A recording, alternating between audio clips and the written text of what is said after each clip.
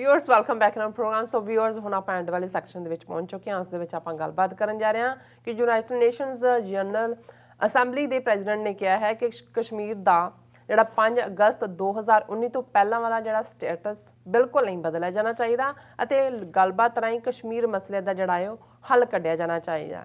ਸੋ ਕਿ United nations ਵੱਲੋਂ ਇਸ ਤਰ੍ਹਾਂ ਦੀ ਜ਼ੁਬਾਨੀ ਕਲਾਮੀ ਬਿਆਨਬਾਜ਼ੀ ਕਸ਼ਮੀਰੀਆਂ ਨੂੰ ਕੋਈ ਰਾਹਤ ਦਵਾ ਸਕਦੀ ਹੈ, ਇਸ ਬਾਰੇ ਆਪਾਂ ਗੱਲਬਾਤ ਕਰਨ ਜਾ ਰਹੇ ਹਾਂ। ਨਾਲ ਹੀ ਰੂਹ ਦੀ ਖੁਰਾਕ ਗੁਰਬਾਣੀ ਵਿਚਾਰਾਂ ਦੀ ਸਾਂਝ ਵੀ ਤੁਰਨਾ ਪਾਈ ਜਾਏਗੀ। ਸੋ ਅਸੀਂ ਚਾਹਾਂਗੇ ਕਿ ਤੁਸੀਂ ਨਾਲ ਇਸੇ ਤਰ੍ਹਾਂ ਹੀ ਬਣੇ ਰਹਿਣਾ। ਦੇਖਣ ਸੁਣੀਆਂ ਲਿਖਣ ਲਈ ਤੁਹਾਡਾ ਸਭ ਦਾ ਬਹੁਤ ਬਹੁਤ ਸ਼ੁਕਰੀਆ ਜੀ। ਡਾਕਟਰ ਸਾਹਿਬ ਕੀ ਵਿਚਾਰਾਂ ਨੇ ਇਸ ਮੁੱਦੇ ਬਾਰੇ? ਦੇਖੋ, ਕਿਉਂਕਿ ਇੱਕ ਪਾਸੇ ਕੋਵਿਡ-19 ਦਾ ਕ੍ਰਾਈਸਿਸ, ਦੂਸਰੇ ਪਾਸੇ 5 ਸੂਬਿਆਂ ਦੀਆਂ ਚੋਣਾਂ ਦਾ ਦੰਗਲ, ਉਸ ਦਾ ਰੌਲਾ ਗੌਲਾ ਬਿਲਕੁਲ, ਔਰ ਇੰਟਰਨੈਸ਼ਨਲੀ ਚਾਈਨਾ ਦੇ ਹਵਾਲੇ ਨਾਲ ਅਮਰੀਕਾ ਦੀ ਨੀਤੀ, ਯੂਰਪੀਅਨ ਯੂਨੀਅਨ, ਅਫਗਾਨਿਸਤਾਨ 'ਚੋਂ ਵਿਦਡਰਾਅਲ, ਇਸ ਸਾਰੇ ਦੇ ਵਿੱਚ ਕਸ਼ਮੀਰ ਦਾ ਮੁੱਦਾ ਤੇ ਕਿਤੇ ਗਾਇਬ ਹੀ ਹੋ ਗਿਆ ਜਾਂ ਗਾਇਬ ਹੀ ਕਰ ਦਿੱਤਾ ਗਿਆ। ਜਿਵੇਂ ਇਹ ਵੀ ਇੱਕ ਤਰੀਕਾ ਹੁੰਦਾ ਔਰ ਭਾਰਤ ਨੂੰ ਕੋਈ ਅਕਾਊਂਟੇਬਲ ਨਹੀਂ ਠਹਿਰਾਇਆ ਗਿਆ ਕਿਸੇ ਪਾਸਿਓਂ ਵੀ ਕਿ ਤੁਸੀਂ ਕਾਨਸਟੀਟਿਊਸ਼ਨਲ ਗੁੰਡਾਗਰਦੀ ਵੀ ਕੀਤੀ, ਤੁਸੀਂ ਯੂਨਾਈਟਿਡ ਨੇਸ਼ਨ ਸਿਕਿਉਰਿਟੀ ਕੌਂਸਲ ਦੇ 16-17 ਰੈਜ਼ੋਲੂਸ਼ਨਸ ਜਿਹਦੇ ਥੱਲੇ ਕਸ਼ਮੀਰ ਡਿਸਪਿਊਟਡ ਟੈਰੀਟੋਰੀ ਹੈ, UN ਦੀ ਇਹ ਜ਼ਿੰਮੇਵਾਰੀ ਹੈ ਕਿ ਉਸ ਨੇ ਉੱਥੇ ਪਲੇਬਿਸਾਈਡ ਕਰਵਾ ਕੇ ਲੋਕਾਂ ਨੂੰ ਪੁੱਛਣਾ ਕਿ ਉਹ ਕੀ ਚਾਹੁੰਦੇ ਨੇ।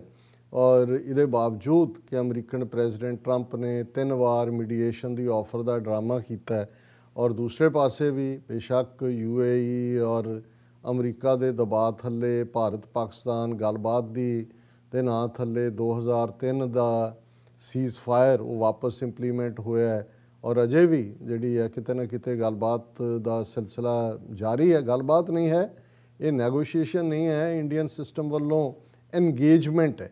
ਐਨਗੇਜ ਕਰਨ ਦਾ ਮਤਲਬ ਹੁੰਦਾ ਵੀ ਉਲਝਾ ਲਓ, ਔਰ ਪਾਕਿਸਤਾਨ ਇਸ 'ਚ ਫਸਿਆ, ਉਹ ਐਨਗੇਜਡ ਹੈਗਾ। ਉਹਨਾਂ ਦੇ ਆਪਣੇ ਵੀ ਇਸ਼ੂਜ਼ ਨੇ, ਲੇਕਿਨ ਇਹਦੇ 'ਚ ਕੋਈ ਸ਼ੱਕ ਨਹੀਂ ਹੈ ਕਿ ਕਸ਼ਮੀਰ ਮੁੱਦੇ 'ਤੇ ਭਾਰਤ ਨੇ ਆਈਨੀ ਗੁੰਡਾਗਰਦੀ ਵੀ ਕੀਤੀ, ਇੰਟਰਨੈਸ਼ਨਲ ਕਨਵੈਨਸ਼ਨਸ ਔਰ ਰੈਜ਼ੋਲੂਸ਼ਨਸ ਨੂੰ ਵੀ ਵਾਇਓਲੇਟ ਕੀਤਾ ਔਰ ਇਹਦੇ ਬਾਵਜੂਦ ਉਸ ਨੇ ਆਪਣੀ ਜਿਹੜੀ ਹੈ ਉਸ ਕਿਸਮ ਦੀ ਦਾਦਾਗਿਰੀ ਵੀ ਦਿਖਾਈ।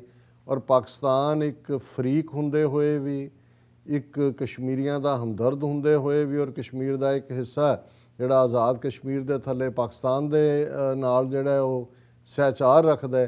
ਪਾਕਿਸਤਾਨ ਇਸ ਕੇਸ ਨੂੰ ਕੋਈ ਇੰਟਰਨੈਸ਼ਨਲ ਲੈਵਲ ਦੇ ਉੱਤੇ ਨਾ ਉਸਨੇ ਕੋਈ ਉਸ ਦੇ ਉੱਤੇ ਬਹੁਤਾ ਫੋਕਸ ਕੀਤਾ, ਨਾ ਹੀ ਇਸ ਕੇਸ ਦੇ ਵਿੱਚ ਕੋਈ ਜਿਹੜੀ ਹੈ ਇਸ ਵੇਲੇ ਇਹ ਕੋਈ ਚਰਚਾ ਦਾ ਵਿਸ਼ਾ ਹੈ। ਹਾਲਾਂਕਿ ਹਕੀਕਤ ਕੀ ਹੈ ਕਿ ਭਾਰਤ ਇਸ ਜੋ ਮੋਦੀ ਦੀ ਲਾਈਨ ਸੀ ਕਿ ਆਪਦਾ ਮੇਂ ਅਵਸਰ ਢੂੰਢੋ, find an opportunity even in crisis, Kashmir 'ਚ 3 ਡਰਟੀ ਡੀਜ਼ ਵੀ ਲਾਗੂ ਕਰ ਰਹੇ ਨੇ। ਔਰ ਇਸ ਦੇ ਨਾਲ ਜਿਹੜੇ ਥੋੜ੍ਹੇ ਬਹੁਤ ਉਹਨਾਂ ਨੂੰ ਲੱਗਦਾ ਹੈ ਕਿ ਅਮਨ ਪਸੰਦ ਪੈਟਰੀਓਟਿਕ ਕਸ਼ਮੀਰੀ ਕੋਈ ਗਵਰਨਮੈਂਟ ਜੌਬ 'ਚ ਬੈਠੇ ਨੇ, ਉਹਨਾਂ ਦਾ ਵੀ ਉਹ ਸਫਾਇਆ ਕਰ ਰਹੇ, ਇਹਨੂੰ ਕਲੀਨਜ਼ਿੰਗ ਕਹਿੰਦੇ ਨੇ। ਜਿਵੇਂ ਪੰਜਾਬ ਦੇ ਵਿੱਚ ਰਿਬੈਰੋ ਦੇ ਆਉਣ ਨਾਲ ਉਹਨਾਂ ਨੇ ਦੇਖਿਆ ਕਿ ਭਾਈ ਪੁਲਿਸ ਤੋਂ ਜੇ ਤੁਸੀਂ ਜ਼ੁਲਮ ਕਰਵਾਉਣੇ ਨੇ ਤਾਂ ਜੇ ਹੈ ਤਾਂ ਜ਼ਾਹਰ ਹੈ ਪੰਜਾਬ 'ਚ 70 ਤੋਂ ਜ਼ਿਆਦਾ % ਸਿੱਖ ਨੌਜਵਾਨ ਹੀ ਪੁਲਿਸ 'ਚ ਸੀ ਜਾਂ ਨੇ, ਤੇ ਉਹਨਾਂ ਨੇ ਦੇਖਿਆ ਵੀ ਜਿਹਦੀ ਦਾੜੀ ਸਬੂਤੀ ਹੈ ਜਾਂ ਜਿਹੜਾ ਕੋਈ ਅੰਮ੍ਰਿਤ ਛਕਿਆ ਜਿਹਨੇ, ਉਹਨੂੰ ਉਹਨਾਂ ਨੇ ਕਿਹਾ ਕਿ ਜੀ ਇਹ ਕੱਲ੍ਹ ਨੂੰ ਹਮਦਰਦ ਹੋ ਸਕਦਾ ਮਿਲੀਟੈਂਟਸ ਦਾ, ਜੁਝਾਰੂਆਂ ਦਾ, ਇਹਨਾਂ ਨੂੰ ਬਾਹਰ ਕੱਢੋ। ਸੋ ਉਹਨਾਂ ਨੇ ਕਲੀਨਿੰਗ ਜਿਹੜਾ ਆਪਰੇਸ਼ਨ ਦਾ, ਔਰ ਇਹੀ ਕੰਮ ਉਹਨਾਂ ਨੇ ਅੱਜ ਜੰਮੂ ਕਸ਼ਮੀਰ ਦੇ ਸਿਸਟਮ 'ਚ ਕਰਨਾ ਸ਼ੁਰੂ ਕੀਤਾ ਹੋਇਆ। ਔਰ ਇਹ ਖਬਰ ਜਿਹੜੀ ਅੱਜ ਮੀਡੀਆ 'ਚ ਹੈ ਕਿ 3 government officials including an assistant professor were dismissed from service over alleged anti-state activities in Jammu and Kashmir, drawing strong criticism from PDP President Mehbooba Mufti, who said the government had misplaced priorities during the pandemic। ਕਿ ਇੱਕ ਪਾਸੇ pandemic ਹੈ, ਉਹਦੇ ਨਾਲ ਲੜਨ ਦੀ ਥਾਂ ਤੇ ਇਹ ਜਿਹੜੇ ਨੇ ਉਹ ਉਹਨਾਂ ਨੂੰ ਜਿਹੜਾ ਸਾਫ਼ ਕਰ ਰਹੇ ਨੇ, ਜਿਹੜੇ ਮਾੜੇ ਮੋਟੇ ਹਮਦਰਦੀ ਰੱਖਦੇ ਨੇ।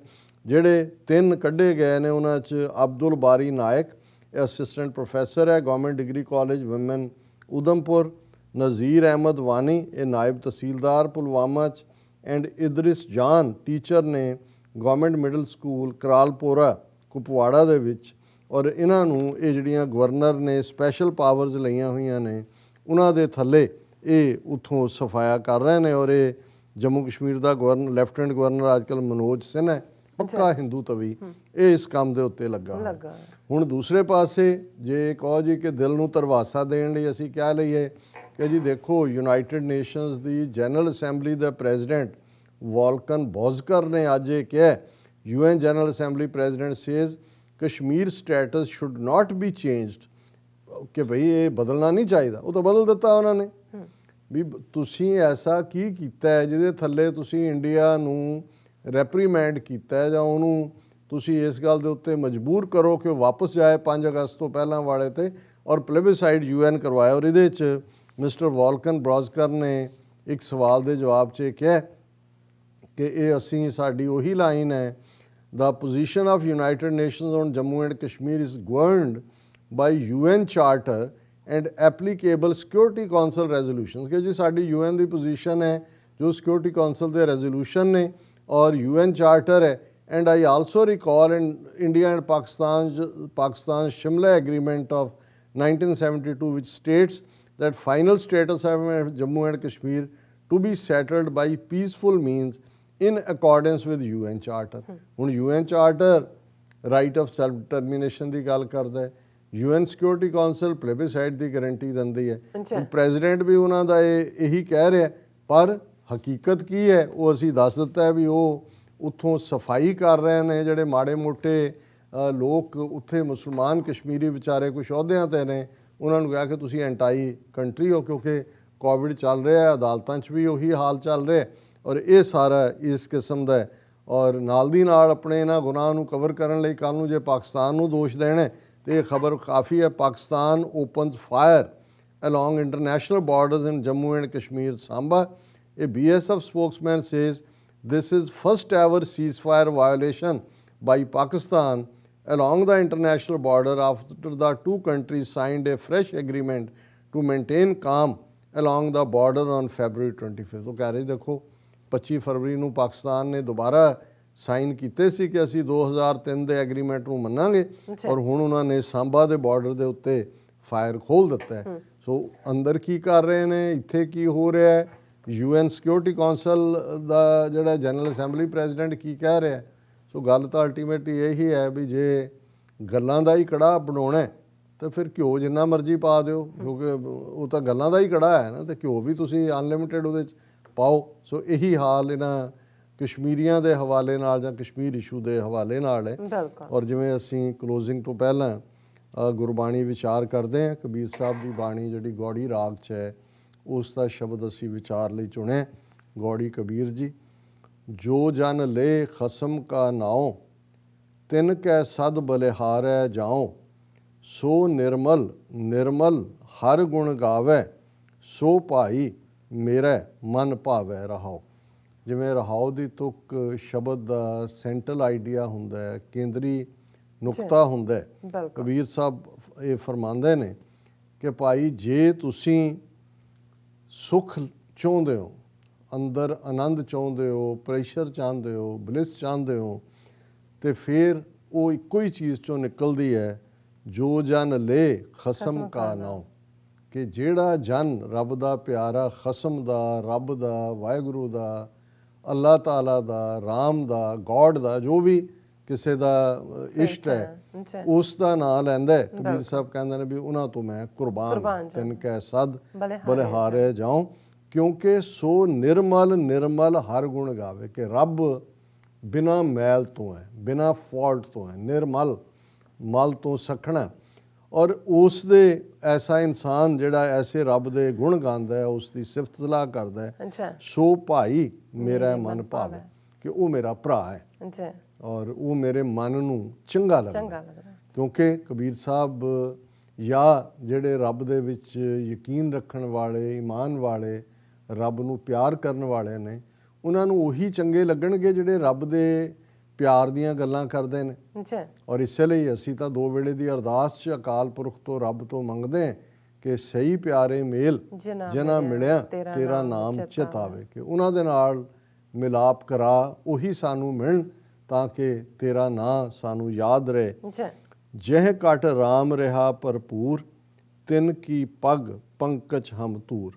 ਹੁਣ ਇਸ ਗੱਲ ਦਾ ਧਿਆਨ ਰਹੇ ਕਿ ਕਬੀਰ ਸਾਹਿਬ ਨੇ ਰਾਮ ਲਫ਼ਜ਼ ਰੱਬ ਲਈ ਬਹੁਤ ਵਾਰ ਵਰਤਿਆ। ਅੱਛਾ ਇਹ ਰਾਮ ਦਸ਼ਰਥ ਦਾ ਬੇਟਾ ਰਾਮ ਨਹੀਂ ਹੈ, ਇਹ ਰਮਿਆ ਹੋਇਆ ਹੈ, ਜਿਹੜਾ ਹਰ ਇੱਕ 'ਚ ਮੌਜੂਦ ਹੈ, ਪ੍ਰੈਜ਼ੈਂਟ ਹੈ, ਜਿਹੜਾ ਹਰ ਇੱਕ ਦੇ ਦਿਲ ਦੇ ਵਿੱਚ ਵਸਦਾ ਹੈ, ਘਟ ਘਟ ਕੇ ਅੰਤਰ ਕੀ ਜਾਣਤ ਭਲੇ ਬੁਰੇ ਕੀ ਪੀਰ ਪਛਾਨਤ।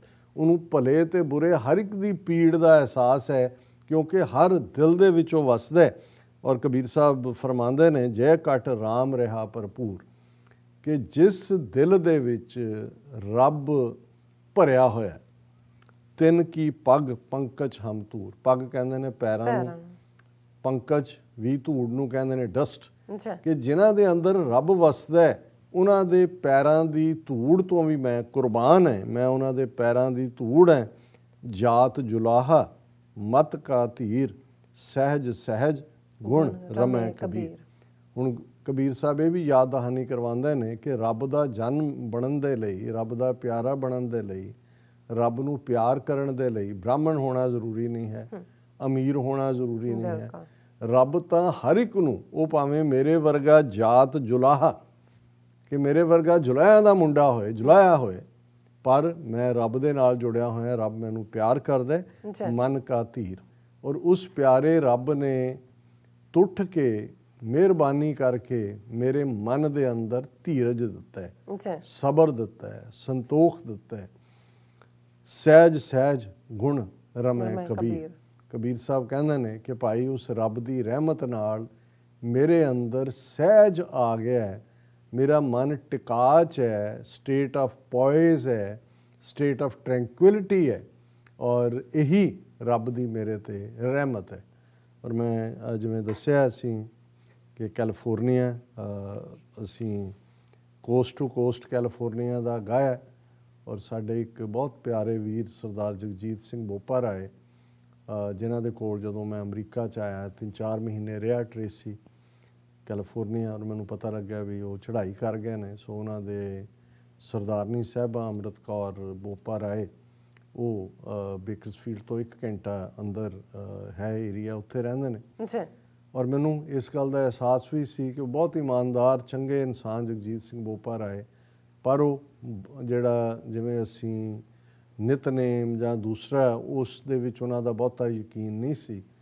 ਔਰ ਉਹਨਾਂ ਦੇ ਘਰੋਂ ਬੀਬੀ ਜੀ, ਜਿਨ੍ਹਾਂ ਦੇ ਨਾਲ ਮੈਂ ਅਫਸੋਸ ਕਰਨ ਗਿਆ, ਉਹਨਾਂ ਨੇ ਕਿਹਾ ਕਿ ਵੀ ਵੀਰ ਮੈਂ ਇਹ ਵੀ ਦੱਸਾਂ ਕਿ ਤੇਰੇ ਭਾਜੀ ਜਿਹੜੇ ਨੇ ਨਾ, ਆਪਣੇ ਅਖੀਰਲੇ ਜ਼ਿੰਦਗੀ ਦੇ ਮਹੀਨਿਆਂ ਦੇ ਵਿੱਚ ਇਸ ਪਾਸੇ ਕਹਿੰਦੇ, ਮੈਂ ਇੱਕ ਦਿਨ ਉੱਠੀ ਸਵੇਰੇ ਦੇਖਾਂ ਵੀ 6-6:30 ਵਜੇ ਉਹ ਪਾਠ ਵੀ ਚੱਲ ਰਿਹਾ ਔਰ ਕੀਰਤਨ ਵੀ ਚੱਲ ਰਿਹਾ, ਕੀਰਤਨ ਸੁਣ ਰਹੇ ਨੇ। ਤੇ ਕਹਿੰਦੇ ਮੈਂ ਉਹਨਾਂ ਨੂੰ ਕਿਹਾ ਕਿ ਤੁਸੀਂ ਤਾਂ ਇਹ ਸੁਣਦੇ ਨਹੀਂ ਹੋ।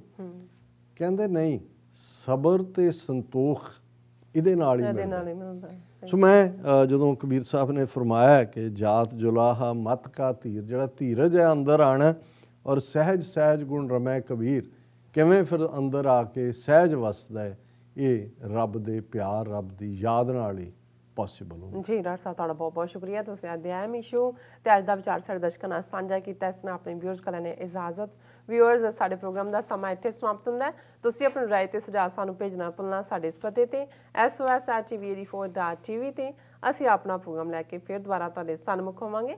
ਤਦ ਤੱਕ ਲਈ ਮੈਨੂੰ ਤੇ ਆਪਣਾ ਸੁਣਾ ਗਿਆ ਦੋ। ਦੇਖਦੇ ਰਹੋ TV84। ਬੁਲਾ ਦਿਓ ਫਤਿਹ। ਵਾਹਿਗੁਰੂ ਜੀ ਕਾ ਖਾਲਸਾ, ਵਾਹਿਗੁਰੂ ਜੀ ਕੀ ਫਤਿਹ। ਰੱਬ ਰਾਖਾ।